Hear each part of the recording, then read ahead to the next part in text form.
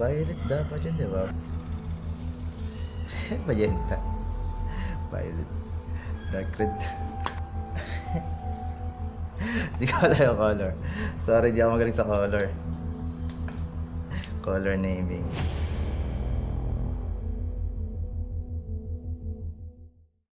What's up, slappers? Charot. I am angry. Hi! Ako nga pala si ka-art buddy ninyong si Kim. At welcome to Art Vlog! Art Vlog!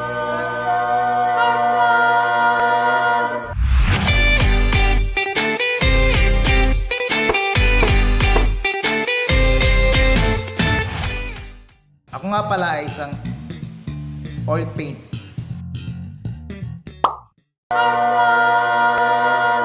Ako nga pala ay isang oil painter.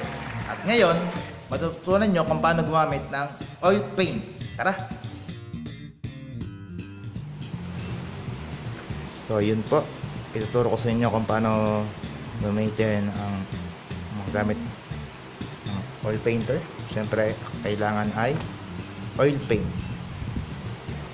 So ano ba yung mga color na basic color na kailangan sa artist, oil paint artist? Siyempre una ay titanium white. Titanium white. Pangalawa ay ivory black. Pangatlo ay burnt umber. Pang-apat ay burnt sienna. Pangalima ay yellow ochre, Naples yellow, sap green, cyanin emerald, English light green, cerulean blue, phthalo blue, ultramarine blue, cobalt violet, magenta, cadmium light, cadmium orange, and lastly ay cadmium yellow. So syempre, as an artist, kailangan natin ng paglalagyan ng painting natin. So syempre, di mawala dyan ang panel. So itong mapayat ay panel po tawag dyan. Or pwede rin siyang canvas. So ito medyo makapal.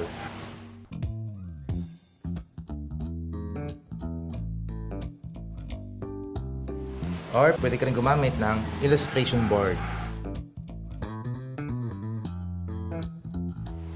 As an artist, kailangan natin ng medium. Itong medium, ginagamit siya para mabilis tumuyo or mapabagal ang pagtuyo, at the same time maging glossy or maging smooth yung itsura ng artwork natin. Actually maraming medium, yung mga basic lang muna ay syempre yung solvent. So yung solvent kasi ay kailangan to upang linis ng brush at the same time pangpatuyo. So yan po yung solvent. Next ay stand oil. Purpose po na yan para ma-increase yung durability ng paint mo pag natapos na, and then papasmooth, matanggal yung brush marks niya. Sunod naman ay, syempre, hindi pa pwedeng walang paglalagyan kung saan ka mag-mix ng paint mo. Syempre, sa palette. So, yung mga bitsugong palette lang po yung binili ko. Ayan. So, ito naman, meron ako ditong malaking palette. Dito ko ilalagay yung mga ganito ko, mga mediums ko. And then lastly, pwede ka rin gumamit ng tape or masking tape para sa pang border.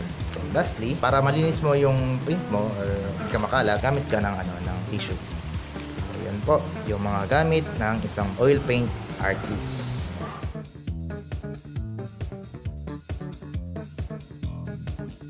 So dapat organize ka rin kapag ikaw ay babalik ng paint mo, ng mga pigment mo, para hindi ka hindi makalat. Kung paano mo siya kinuha, ganun din dapat.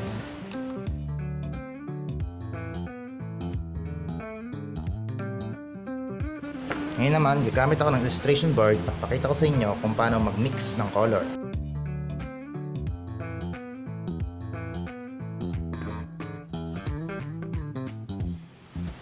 So, kapag tayo ay mag-mix ng color, mga kailangan natin ay mga 3 primary colors. Una ay cadmium bright red, cadmium yellow, at cerulean blue. So, syempre, kailangan natin gumamit ng palette. Syempre, kailangan din natin paint brushes.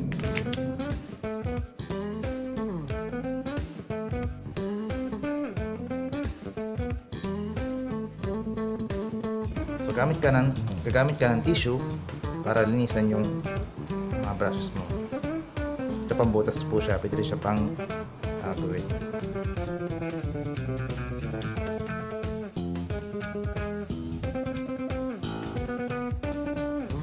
So, kailangan natin ito upang dyan tayo magsawsaw ng brushes natin.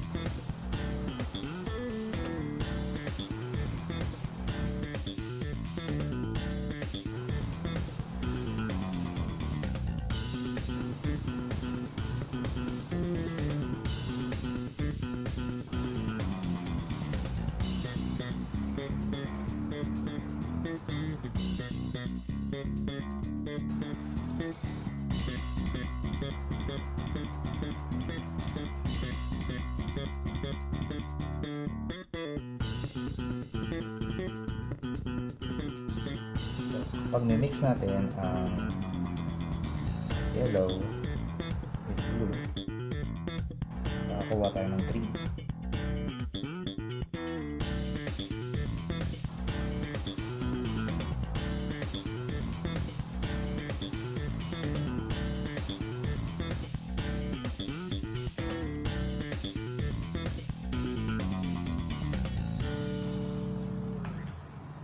Mix naman natin si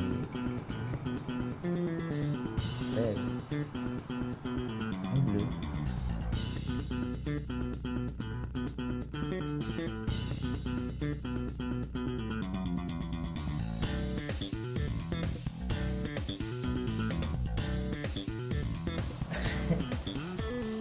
Hindi ko alam yung color. Sorry, di ako magaling sa color. Color naming. Violet dapat yun, di ba? Magenta. Violet. Dark red.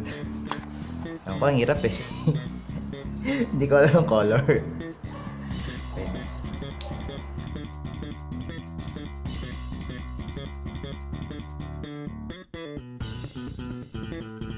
Hindi ko alam yun yung color.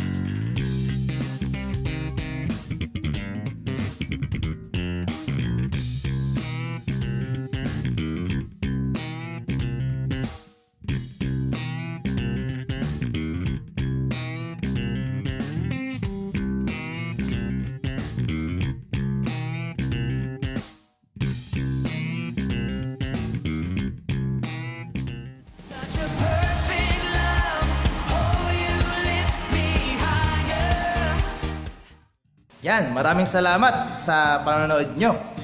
naway may natutunan kayo sa akin. At sana i-apply nyo to sa sarili nyo. Sa gayon, meron kayong mga bagong skills. Bago tayo magpaalam, i-encourage ko sana kayo na i-like and share nyo yung video na to nang sa ganon mas marami pang matututo. Ganun na rin dun sa mga videos na pinopost ng CTTP-SVC. Mula Monday na pinamagatang talento para kay Kristo, and Tuesday, joyful noise, and then every Wednesday naman ay worship Wednesday, and then every Friday naman ay pinamagatang Biblia Eskwela, and then every Saturday ay Idol to Ideas, which is this episode ay pinamagatang Art Vlog. So, maraming salamat sa pagsubaybay nyo sa amin. And naway, makita pa naman kayo sa susunod na episode ng Art Vlog na papangunahan ni Kuya Kim. So, kita-kita-kits muli. So, kita-kits muli. So, kita-kita-kits. So, kita-kita-kits muli. Paalam.